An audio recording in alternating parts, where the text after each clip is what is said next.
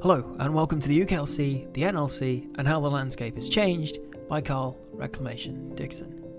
Now, firstly, before today's video starts, I just want to give a shout out to those that came back to me with feedback and also video ideas, and really just sticking around for any content that I made.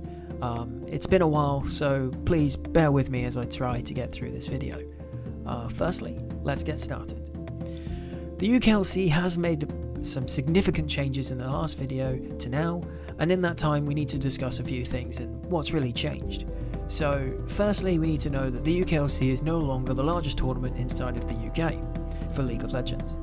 This honour now goes to the NLC, or the Northern League of Legends Championship, which is a combined league of the UK and also the Nordics.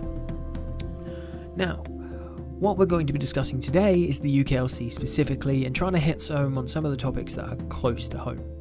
Now, the first two major things to talk about are the fact that XL and Fnatic will be moving to the NLC.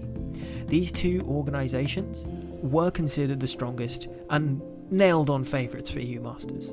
This creates a more even playing field for some of the teams competing, and actually makes it a viable opportunity for players to win and compete.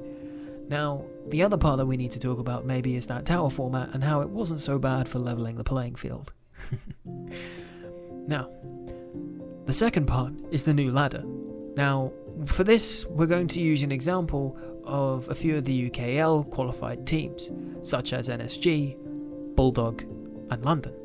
These three teams can now compete all the way up to European Masters level through this current ladder system that we will explain. So firstly, they need to get through the qualifying rounds, and then into the closed qualifier, and then into the UKLC. Once they are within the UKLC, they can play their consistent season, and if they finish in the top 2, they would then move to the Talia Masters.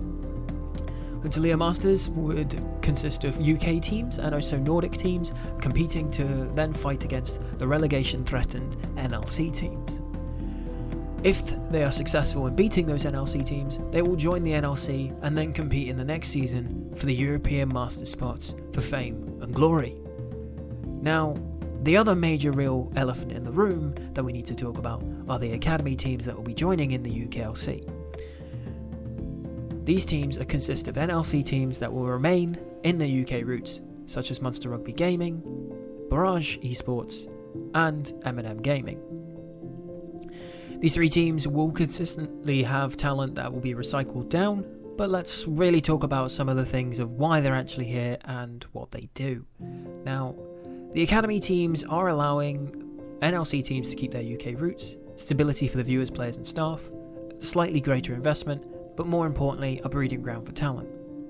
There are some kinks that they're still trying to work out from DreamHack's end. However, by and large, this system allows academies to not promote. The academies must use set rosters, and they're purely there to develop the talent in the UK scene up to an NLC standard. Now, on the other hand of this, we need to talk business. The first part being that academies could be seen as less competitive, and academies having more resources. But realistically, the main answer I have for that is the benefits outweigh the negatives for the people within the scene, but not the organisation specifically. What we will be seeing is that it is no longer acceptable to only be the king of the UK. You're aiming to compete to be the king of both the Nordics and the UK, and then fight it out on the EU Masters scene, and not only be represented by two teams. Either way, I just wanted to say thank you for those that listened and watched. Have a great day.